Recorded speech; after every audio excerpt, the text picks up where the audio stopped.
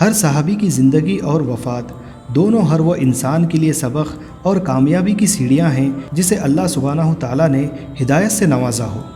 اسی طرح اس واقعے میں دو صحابیوں کا ذکر ہے، ایک جو اس فانی دنیا سے جاتے جاتے دوسرے کے لیے ہدایت کا ذریعہ بن گئے، اور دوسرے وہ جنہیں اللہ سبحانہ تعالیٰ نے ہدایت سے نواز دیا۔ یہ واقعہ حضرت سعید بن عامر الجمحی رضی اللہ عنہ کے بارے میں ہے، اور ہم اس کی شروعات آپ کے اسلام قبول کرنے سے پہلے سے کرتے ہیں۔ حضرت خبیب بن عدی رضی اللہ عنہ وہ عظیم صحابی ہیں جو اسلام کے شروعاتی دنوں سے ہی ایک اللہ پر ایمان لا چکے تھے اور آپ صلی اللہ علیہ وسلم کے صحابی بن گئے تھے۔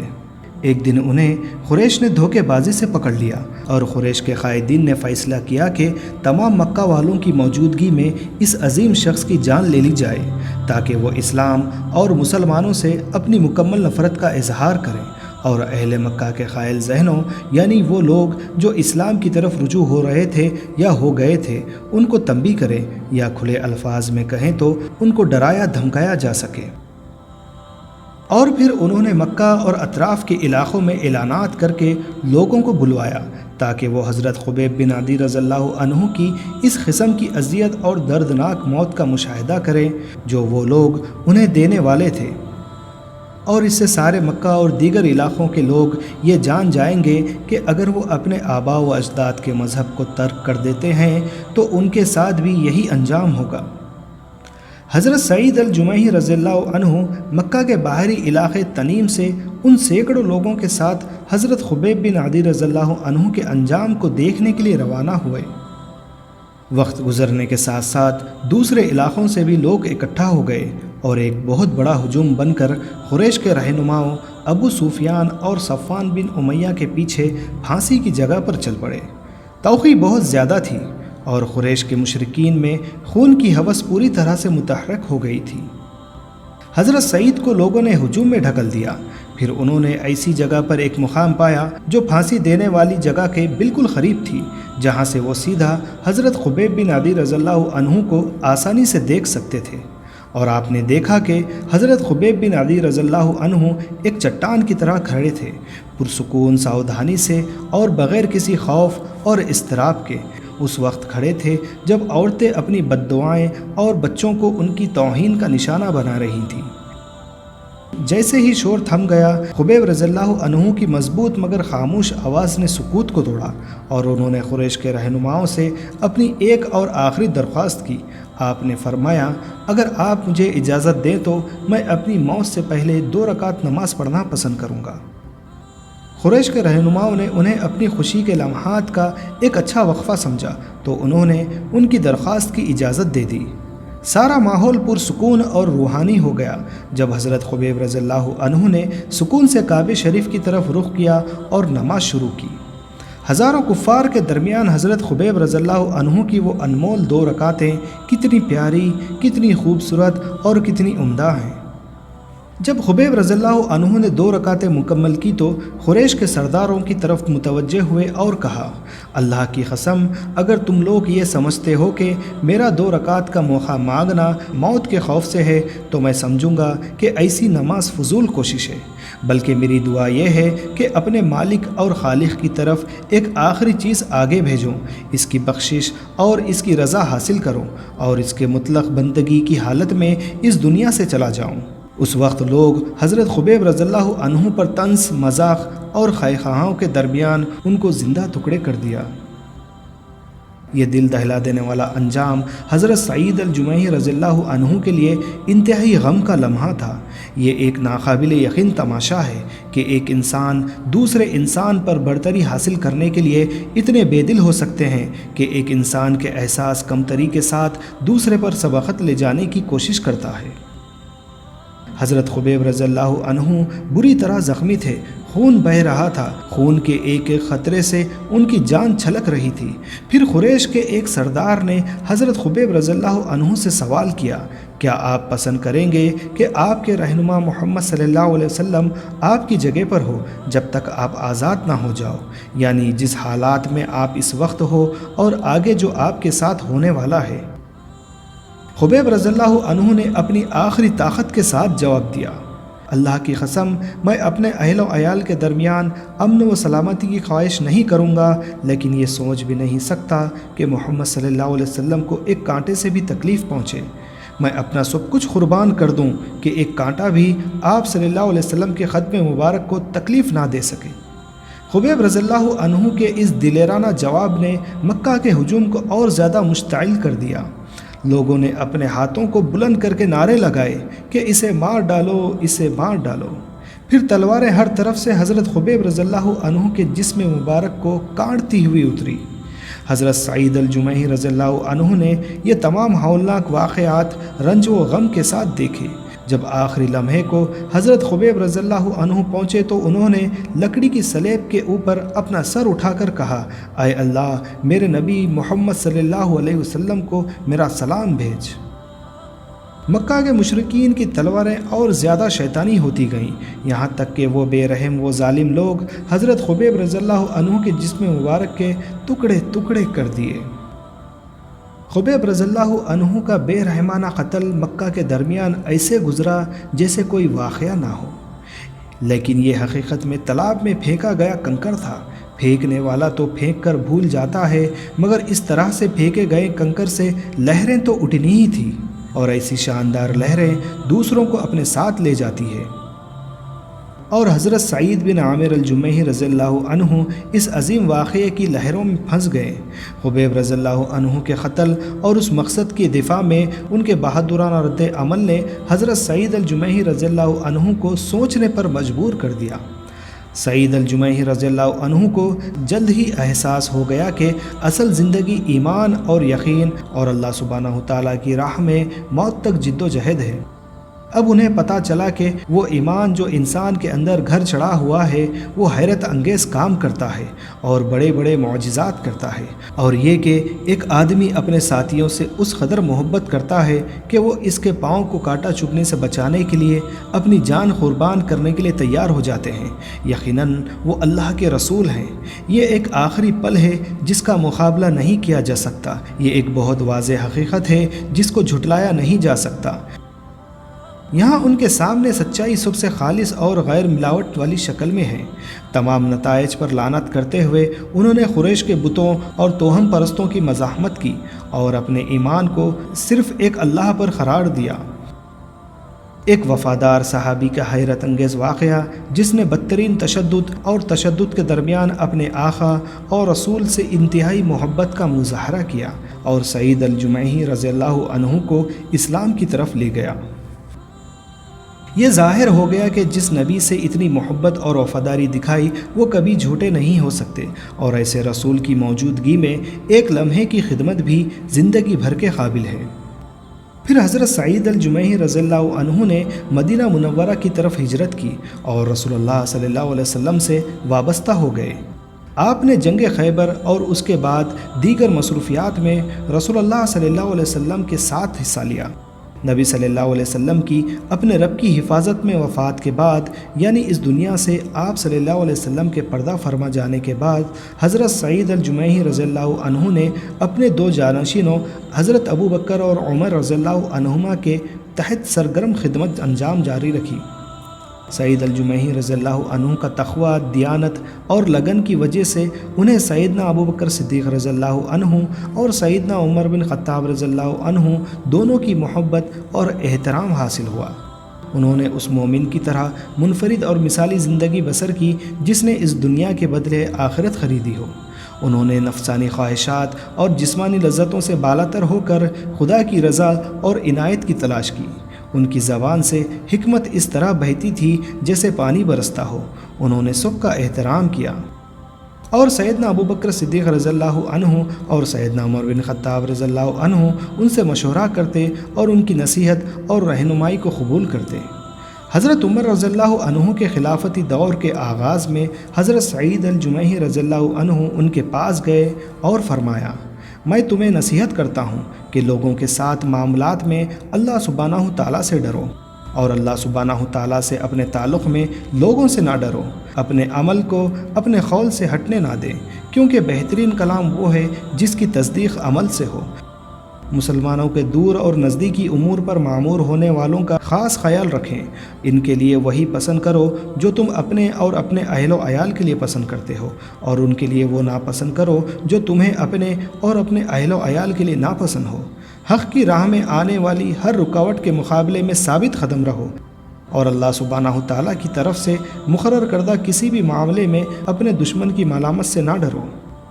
یہ شرائط کون پوری کر سکتا ہے سیدنا عمر بن خطاب رضی اللہ عنہ نے پوچھا۔ حضرت سعید الجمیحی رضی اللہ عنہ نے کہا کہ آپ صلی اللہ علیہ وسلم نے فرمایا، آپ جیسا آدمی ان لوگوں میں سے ہے جسے اللہ سبحانہ تعالیٰ نے امت محمدیہ کے امور پر معمور کیا ہے، اور جو صرف اللہ کے لیے ذمہ دار ہے۔ جب عمر بن خطاب رضی اللہ عنہ نے حضرت معاویہ رضی اللہ عنہ کو ملک شام میں حمص کے گورنر کے عہدے سے برطرف کیا تو آپ نے کسی ایسے شخص کی تلاش شروع کر دی جو اس عہدے پر فائز ہونے کے قابل ہو۔ پھر آپ حضرت سعید الجمیحی رضی اللہ عنہ کو ملک شام میں حمص کا گورنر مقرر کرنے کا اعلان کیا۔ بلا شبہ گورنروں اور معاونین کے انتخابات کے بارے میں حضرت عمر رضی اللہ عنہ کے معیارات انتہائی محتاط اور جانچ پڑتال کرنے والے تھے۔ ان کا عقیدہ تھا کہ اگر کسی گورنر نے کوئی گناہ، غلطی یا خلاف ورزی کی تو اللہ کے سامنے دو لوگوں سے اس کا حساب طلب کیا جائے گا، عمر اور گورنر۔ اس لیے حضرت عمر رضی اللہ عنہ گورنر کا انتخاب بہت سوچ سمجھ کر ہی کرتے تھے۔ اسلام کی آمد سے صدیوں پہلے سے حمص ایک بڑا شہر تھا، اور یہ شہر کئی تہذیبوں اور حکمرانوں کے عروج و زوال کو دیکھا۔ اس کے علاوہ یہ ایک اہم تجارتی مرکز تھا۔ وسیع شہر کی کشش نے اسے بہکاوے اور فتنے کی جگہ بنا دیا۔ حضرت عمر کی رائے میں صرف ایک متقی اور توبہ کرنے والا عبادت گزار ہی اس کی مزاحمت اور اس کی کشش کو ترک کر سکتا ہے۔ پھر سیدنا عمر بن خطاب رضی اللہ عنہ نے حضرت سعید الجمیحی رضی اللہ عنہ کو بتایا کہ میں آپ کو ملک شام میں حمص کا گورنر مقرر کرتا ہوں۔ حضرت سعید بن عامر الجمیحی رضی اللہ عنہ نے عرض کیا کہ میں آپ سے اللہ کے لیے التجا کرتا ہوں کہ مجھے دنیاوی معاملات میں الجھا کر گمراہ نہ کرو۔ سیدنا عمر بن خطاب رضی اللہ عنہ کچھ غصے میں آ گئے اور فرمایا، تم لوگوں نے مجھ پر خلافت کی ذمہ داری ڈالی اور اب اس عظیم معاملے میں مجھے تنہا چھوڑ رہے ہو۔ سعید بن عامر الجمیحی رضی اللہ عنہ نے جلدی سے جواب دیا کہ اللہ کی قسم میں تمہیں کبھی نہیں چھوڑوں گا۔ اس طرح سعید بن عامر الجمیحی رضی اللہ عنہ حمص کے گورنر بنے۔ جب حضرت سعید حمص کے لیے روانہ ہو رہے تو سیدنا عمر بن خطاب رضی اللہ عنہ نے انہیں اپنے سفر اور اپنی ضروریات کے لیے رقم کی پیشکش کی تو حضرت سعید نے انہیں شائستہ بہانے سے انکار کر دیا کہ بیت المال یعنی عوامی خزانے سے طے شدہ رقم ان کی ضروریات کے لیے کافی ہے۔ ایک طویل عرصے کے بعد حمص سے کچھ لوگ سیدنا عمر بن خطاب رضی اللہ عنہ کے پاس مدینہ تشریف لائے۔ یہ وہ دیانت دار لوگ ہیں جنہوں نے مسلمانوں کے امیر کا اعتماد حاصل کیا تھا۔ امیر یعنی خلیفہ سیدنا عمر بن خطاب رضی اللہ عنہ نے درخواست کی کہ وہ اپنے صوبے کے غریبوں کے نام لکھیں تاکہ ان کی امداد کے لیے کچھ رقم اور سامان بھیجا جا سکے۔ جب مستحق لوگوں کی فہرست میں گورنر کا نام یعنی حضرت سعید الجمیحی رضی اللہ عنہ کا نام آیا تو حضرت عمر رضی اللہ عنہ بہت حیران ہو گئے اور ان لوگوں سے پوچھا، یہ سعید بن عامر الجمیحی کون ہیں؟ انہوں نے جواب دیا کہ ہمارے امیر یعنی ہمارے گورنر ہیں۔ سیدنا عمر بن خطاب رضی اللہ عنہ نے حیرت سے پوچھا، تمہارے امیر یعنی تمہارے گورنر غریب ہیں؟ وہ لوگ بڑے احترام اور دعوے سے کہے کہ ہاں امیر المومنین، اللہ کی قسم کئی دن گزر گئے کہ ان کے گھر میں آگ نہیں جلی۔ سیدنا عمر بن خطاب رضی اللہ عنہ بہت متاثر ہوئے اور رو پڑے۔ پھر انہوں نے 1000 دینار کی ایک تھیلی تیار کی اور اسے سامان کے ساتھ رکھ کر کہا، سعید الجمیحی رضی اللہ عنہ کو میرا سلام پہنچاؤ اور بتاؤ کہ مسلمانوں کے امیر نے یہ رقم ان کی ضرورت پوری کرنے کے لیے بھیجی ہے۔ جب وہ لوگ واپس پہنچ کر اس تھیلی کو حضرت سعید الجمیحی رضی اللہ عنہ کو پیش کیا تو معلوم ہوا کہ یہ پیسوں سے بھری ہوئی ہے۔ انہوں نے اسے مسلسل دیکھتے ہوئے کہا، انا للہ و انا الیہ راجعون۔ اور پھر حضرت سعید بن عامر الجمیحی رضی اللہ عنہ نے اسے دیکھ کر اس قدر خوف سے چیخ پڑے کہ سننے والے سمجھے کہ اچانک کوئی مصیبت نازل ہو گئی ہے۔ ان کی بیوی ڈر کے مارے بھاگے ہوئے ان کے پاس پہنچے اور پوچھنے لگے کہ کیا بات ہے، کیا خلیفہ کا انتقال ہو گیا؟ سعید بن عامر رضی اللہ عنہ نے جواب دیا نہیں۔ پھر ان کی بیوی نے پوچھا کیا مسلمان کسی جنگ میں ہار گئے ہیں؟ حضرت سعید بن عامر نے کہا اس سے زیادہ خوفناک چیز دنیا کی کشش میری آخرت کو خراب کرنے اور میرے گھر میں فساد برپا کرنے آئی ہے۔ ان کی بیوی نے کہا پھر اس سے جان چھڑاؤ، جبکہ انہیں یہ پتہ بھی نہیں کہ شوہر اس رقم کے حوالے سے بات کر رہے ہیں۔ حضرت سعید بن عامر رضی اللہ عنہ نے پوچھا کیا تم اس میں میری مدد کرو گے؟ بابرکت اور فرما بردار بیوی راضی ہو گئی اور وہ رقم ارد گرد کے بہت سے ضرورت مندوں میں تقسیم کر دی گئی۔ کچھ عرصے بعد سیدنا عمر بن خطاب رضی اللہ عنہ نے ملک شام کا دورہ کیا تاکہ وہاں کے لوگوں کی ترقی اور حفاظت کا جائزہ لیا جا سکے۔ جب وہ حمص پہنچے تو لوگوں سے پوچھا کہ ان کے امیر سعید الجمعی کے بارے میں ان کی کیا رائے ہے۔ لوگوں نے امیر کی 4 بنیادی کمزوریوں کا ذکر کرنے کا ارادہ ظاہر کیا اور کہا جن پر فوری توجہ کی ضرورت ہے۔ سیدنا عمر بن خطاب رضی اللہ عنہ نے فرمایا میں آپ کو اور ان کو اکٹھا کروں گا تاکہ آپ آزادانہ طور پر اپنے الزامات لگا سکیں اور وہ اپنا دفاع کرنے کے لیے آزاد ہو۔ مجھے ان کے بارے میں بہت اعتماد تھا اور میں اللہ سبحانہ تعالیٰ سے دعا کرتا ہوں کہ ان کے بارے میں میری رائے کو نقصان نہ پہنچے۔ جب اجلاس بلایا گیا تو امیر المومنین نے پوچھا کہ ان کے خلاف کیا شکایتیں ہیں۔ گورنر سعید الجمعی رضی اللہ عنہ کے خلاف پہلی شکایت یہ ہے۔ لوگوں نے کہا کہ وہ سورج طلوع ہونے کے بعد ہی لوگوں سے ملاقات کے لیے نکلتے ہیں۔